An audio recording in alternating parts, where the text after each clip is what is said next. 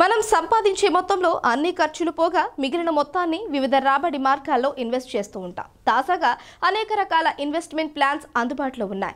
అందులో ఒకటి robo advisor portfolio. దీని ద్వారా మీరు రోబో ఖాతాలో డబ్బును జమ చేస్తారు మరియు ఇది మీ లక్ష్యాలు, సమయ హోరిజోన్ మరియు రిస్క్ టాలరెన్స్ ఆధారంగా ఆటోమేటిక్గా పెట్టుబడి పెడుతుంది. మీరు ప్రారంభించినప్పుడు మీరు కొన్ని ప్రశ్నాపత్రాలను పూరిస్తారు. తద్వారా సేవ నుంచి మీకు ఏది అవసరమో రోబో సలహాదారు అర్థం చేసుకుంటారు.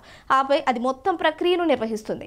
రోబో సలహాదారు ఫండ్లను ఎంచుకుంటారు. సాధారణంగా తక్కువ ధర ఈటీఎఫ్లు మరియు మీకు పోర్ట్ఫోలియోను నిర్ధారిస్తారు.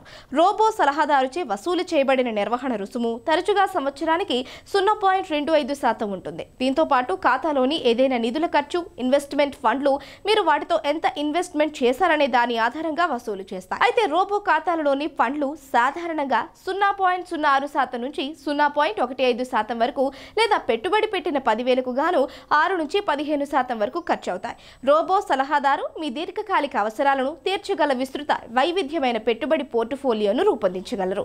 రోబో సలహాదారులు మీరే ఎక్కువ పెట్టుబడి పెట్టకూడదు అనుకుంటే మరియు అనుభవజ్ఞుడైన ప్రొఫెషనల్స్ కి అన్నింటినీ వదిలేయడానికి ఇష్టపడితే మరొక గొప్ప ప్రత్యామ్నాయం ఎంచుకోవచ్చు. రోబో సలహాదారుతో మీరు ఖాతాను మీరు కోరుకున్నంత వేగంగా లేదా సాంప్రదాయవాదంగా సెట్ చేయవచ్చు.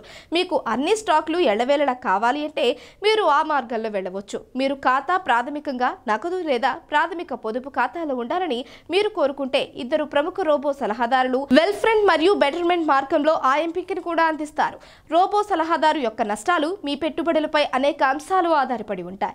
మీరు అధిక రిస్క్ టాలరెన్స్ కలిగి ఉన్నందున మీరు చాలా స్టాక్ ఫండ్లను కొనుగోలు చేస్తే మీరు బాండ్లను కొనుగోలు చేయడం లేదా పొదుపు ఖాతాలో నగదు ఉంచడం కంటే ఎక్కువ అస్థిరతను ఆశించవచ్చు. రోబో సలహాదారు ఖాతాలో రివార్డులు మీరు పెట్టే పెట్టుబడుల ఆధారంగా మారుతూ ఉంటుంది.